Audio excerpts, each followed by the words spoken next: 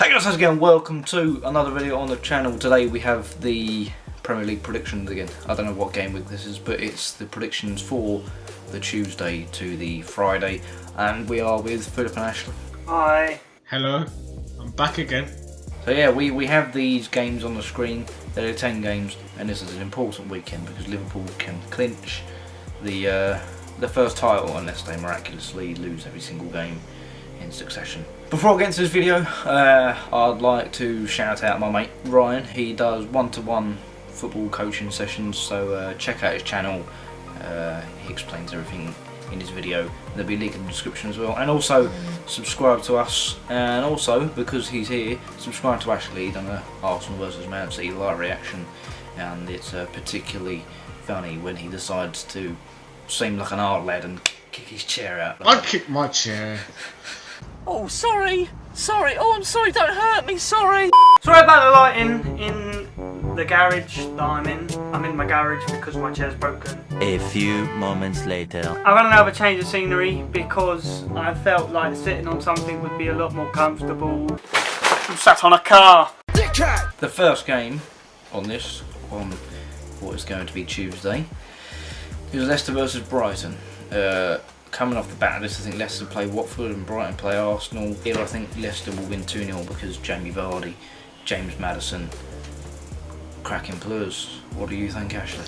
I'll go with a 2-0 Leicester over Brighton.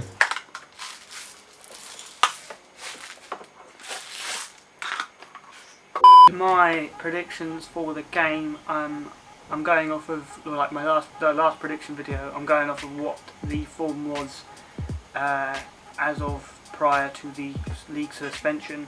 And Leicester this season, obviously they've done fantastically, but they really dipped off after their loss to Liverpool.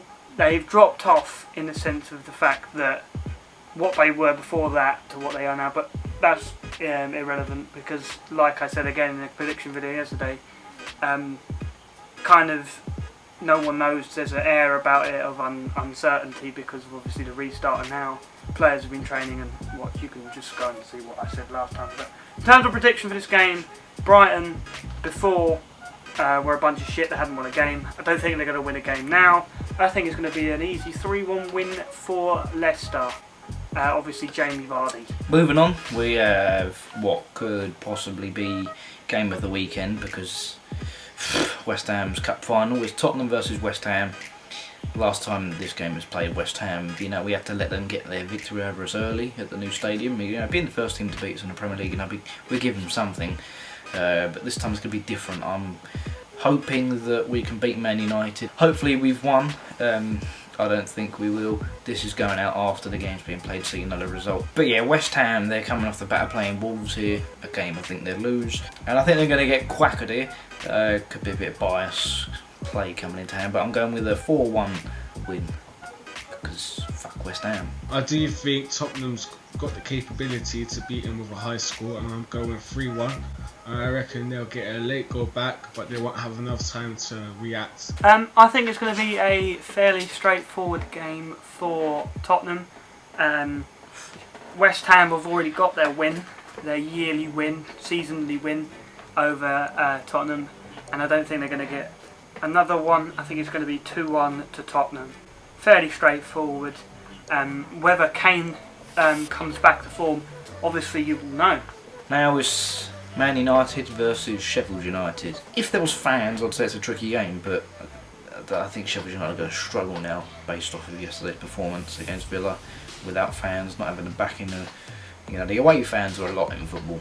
And Man United, through pure class, I think they will clinch a 2-1 victory because Rashford is an absolute god for what he's done. He's given me an extra £15. Cheers, mate. I'm going to go for a 2-1 Man United win over Sheffield United. I don't think Sheffield United are going to have the capability to overcome the obstacles of Man United. In terms of me, I think the complete opposite to what Aaron thinks. I don't think it's going to be an easy game at all. I think it's going to be a really tough game in terms of the game between Aston Villa and Sheffield United, which is obviously the most recent game we've watched. of the time of recording. It was a really close game. There was a lot of sloppy bits in terms of the goalkeeping error. That should have been given as a goal. That's a whole different debate, video, situation. But yeah, Manchester United, perhaps they would have beaten Tottenham, perhaps they would have lost to Tottenham. I think that's going to be very telling on how the rest of their season is going to go, obviously. Whether they get a result against a top 6 club who are obviously fighting for the same position. Yes, then they go into this game where they're obviously surprisingly fighting with a team in the same position also, but obviously in terms of names, stature, Tottenham and Sheffield United. Yeah, I think it's going to be a very tough game. I think one goal is going to separate the two teams, and that is in favour of Manchester United. I think their attacking threat is too much. Will Dean Henderson play? I'm not sure. I don't think he will. No, I don't think he can. And I don't know who their backup goalkeeper is. Maybe they'll stick David McGoldrick goal, and obviously with the size of his house, Manchester United won't be able to score. So yeah, who knows? But he's not found it, mate. Yeah. You didn't give an actual scoreline, you just said 1 goal. 1-0 to Manchester United. I found a power bank in the garage that has a light on it. So if you can't tell that we're on ropes in the fact that Aaron's in a crack den, Ashley's Wi-Fi is plusnet, and I'm in my garage with a fucking battery pack as a light, and you don't know the struggles. So now Newcastle versus Aston Villa. This game literally screams to me Dubravka, St Maximin, McGinn, Grealish. So 1-1. I'm going with a 2-1 win for Newcastle.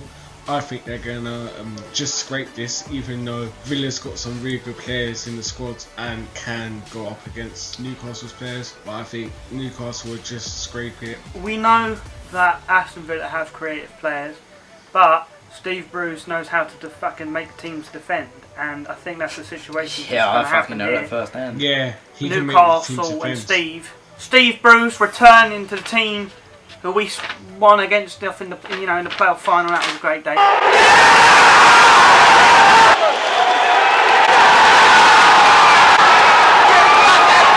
Aston Villa have the attacking outlet with some good players. They didn't really have a pure attacking chance against Sheffield United. I don't remember or recall Dean Henderson having to make one really tricky save. I know that was one save that he just caught out of the air. There was 4 or 5 yet. Villa had a couple of good chances. Did they? I don't fucking remember the game. 4 or 5 of them. But anyway, in terms of what I think this game's going to be, I think it's going to be 0-0. Defensive and Dubravka. Moving on to Norwich versus Everton. I think this is the BBC game, so it speaks for itself, like Bournemouth versus Palace that's coming up on the weekend, or the weekend just gone. Norwich, Buendia, Canwell, Pookie, as I said in the last video. Everton have good attacking outlet, but I don't know, it's a tricky one. They're coming off of the Merseyside derby, which, could be heroics or could be shit for them. For this game I'm going with a 1-1 draw, because Norwich are fighting for their life, and Daniel Farke seems to think they have a good chance of staying up. So if they can prove anything, this is the time to prove it against a good side managed by a good team. Shut your fucking mouth!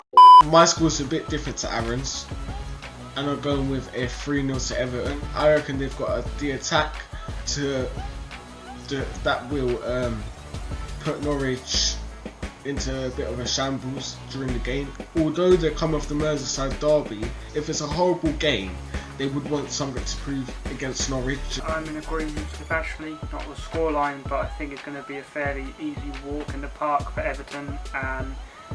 As much as Daniel Farke can talk, the fact is, as of the time we were recording, they're 7 points or 6 points off safety, and there's not a lot of coming back from that, and you're going to have to fight and beat a fair few sides and hope that teams drop points around you. And yeah, they're in a pretty bad situation, and I don't see them getting out of it.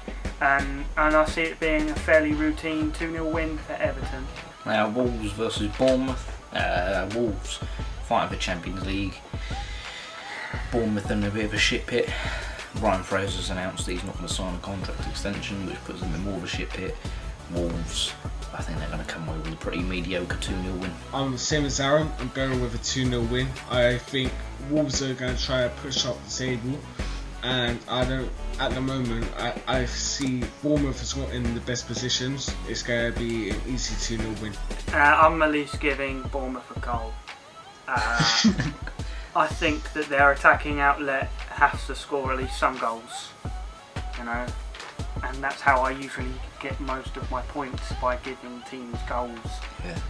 In scenarios when others don't think that they're going to score them. Yeah, it's going to be a fairly easy game for Wolves. Obviously having the home advantage, even though there's no crowd to cheer on.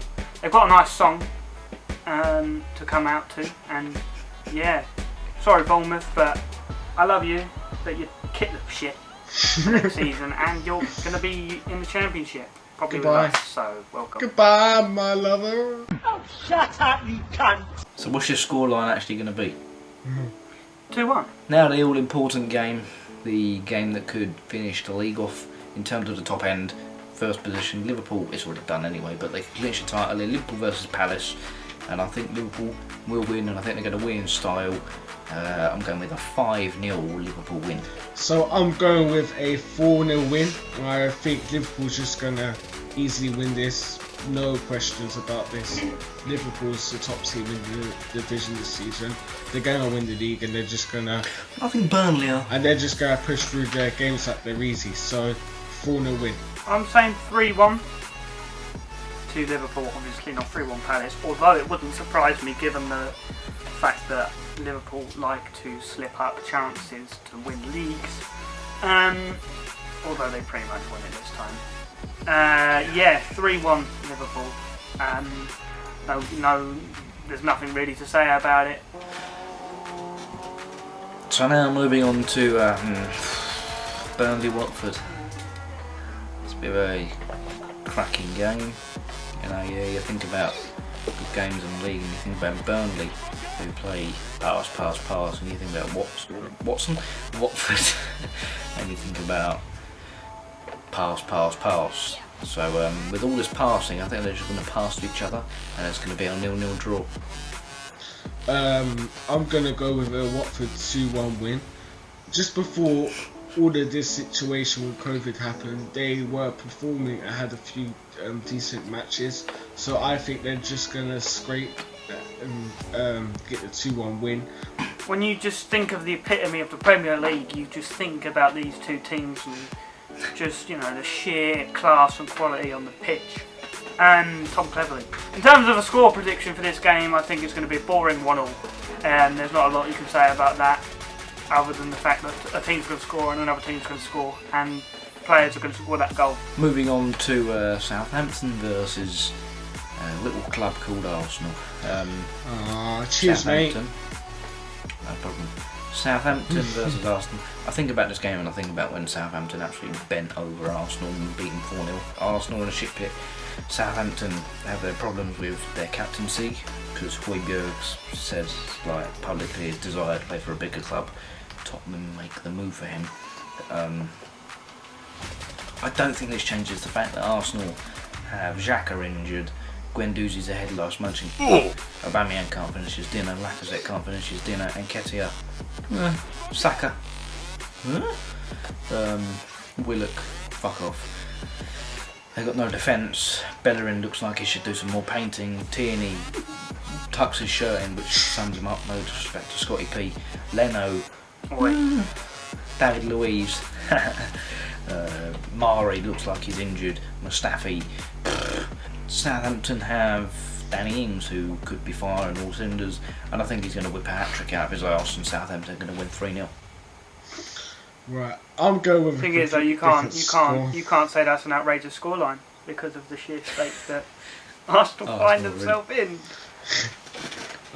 Okay, I'm going with a completely different score, and I'm going with a 2-0 Arsenal win. Fuck me, here comes Mr. Optimistic. Arsenal fans are fucking deluded. Do you hear me? Fucking deluded. You lose 3-0 to Manchester City. Fucking before all this, Arsenal fans are going, yes, football's back. Yes, we're gonna do this. Fucking now, DT's fucking done an interview saying, I wish we could put back in fucking lockdown. Fucking that club's just fucking ridiculous. I'm going with a 2-0 Arsenal win. The reason for this is our defence is shocking as shit. There's there's no one can So say. you're gonna But you're not going to concede a goal. But you're going to get a clean sheet. Sorry, mate. Hang on. Give me a chance. Is that delusion? Even though our defense is shit, anyone can come up to me right now and say your defense is shit, just like them. Our defense is shit. There's nothing we can do about it until we sort it out and get them back in by Kroenke with the money. But until then, our defense is still going to be shit with the players we got. But the reason I'm not optimistic. I'm not. I'm going with a 2-0 win because when our players are attacks on form, we can produce goals and create chances. Man City, we didn't do that. Granit Xhaka came off, Mari came off, David Luiz came on, messed the game up. But if our attacks on form, start creating chances and keep pushing forward from the beginning, I think we can get a 2-0 win. I'm not being optimistic about this. I just feel, for that reason, we might be able to get a result. The guy's digging himself a fucking hole. Fucking load of shit. Arsenal are going to lose. They're going to lose 2-0. You're going to be like, oh. You know, Danny Ings is just going to be like, I see your defence. Excuse me, out the way. Old, boring. Yesterday's news. Excuse me, out the way. We're coming in. I'm sorry, but Arsenal are just fucking shit at the moment. Call me a Fulham fan. I prefer to be a Fulham fan in the club than the shit that your club's in at the moment. I could go on a 15-minute rant about how clubs like these, West Ham and Arsenal, do not deserve to be in the Premier League. On status and history, yes. But history's not important. The current state of affairs is the fact that those two clubs are in utter turmoil, and relegation would be fucking good for them because it gets Dan Kroenke probably out the door, or to force him to put his money in his pocket. I mean, look what happened with fucking Newcastle when they got relegated. Mike Ashley was forced to put his hand in his fucking pocket. It's just a load of shit. You're losing 2-0. Danny Ings is going to score a brace, and everyone's going to cry. Pierre-Emerick Aubameyang is going to leave. You're going to be like, but we have Lacazette! He can't finish his fucking gravy on his plate, man. He's just fucking... But yeah, sorry. Alright. Take a chill, alright? We're shit club. I know, we're shit at the moment. But you're going to win 2-0 in Southampton! The last game on this is the highlight of the weekend. It's Chelsea versus Man City. No, the highlight of the fucking weekend is watching Danny Ings walk from Matilda through fucking Arsenal's defence and watching Ashley's eyes go. There's a sheer masterclass that goes in through the fucking midfield. Pop, pop, bang, inside, bash. It's just going to be it's going to be a highlight of my weekend. Last game on this, Chelsea versus Man City. Chelsea, if this was next season, fuck me. This is a belter of a game for next season. But currently this season, Man City, I like watching them play. Chelsea currently, they haven't got Ziyech or Werner at the minute, so I think they're going to lose, and I think they're going to lose 2-1 because this season they've not performed well in the big games. They lost 4 times to Man City, to Man United. And Man City are Man City, really. They've got fuck all to play for, so like Flip said in the last video, they're going to want to spunk on every team, left, right and centre. So, 2-1. I'm going with a 2-2. I think that Chelsea, if they know that Man City is on to them, they're going to press and they're going to try and get goals. Like Aaron said, this game is going to be very tasty next season, with the signings that are coming in being Werner and Ziyech and potentially Ben Chilwell. But yeah, I haven't. There's not been confirmed about that. But I think that the signings and the optimism around Chelsea is going to have a good part to play in this game. They're going to want to show off. They're going to want to show what they can do, and show the new signings what they're getting into, what type of style of football they're going to want to play. And yeah, obviously coming back from this break, they're going to perhaps have learned something new tactically or something like that. But yeah, Manchester City last time from when we were recording just spanked Arsenal. We've said what we've had to say about that one already.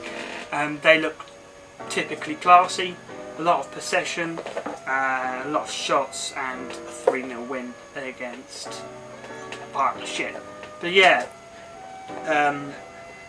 2-2. I think, like I said, that Chelsea are going to want to show off.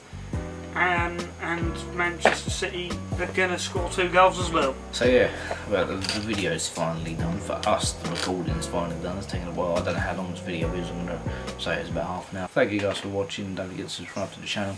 And the outro you should listen to because it... I was nothing but loyal to you subscribe from the to start. everything football. You changed up on me as soon as... Is that what it's going to be? Yeah, alright, we'll use that. But we're going to have Philip... We're gonna have Philip's version of the song in there. And subscribe. Subscribe to it's everything. definitely copyright free. So yeah, goodbye. I was nothing but loyal to you from the start, and you let me down. Now you're left and like that. Redemption, my heart, surrender on the road. I was nothing but loyal to you from the start.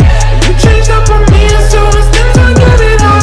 I've only seen it like a sparkle's being in the dark, and you let me down like that, yeah, down like that. Oh, Yeah, I want that knockdown.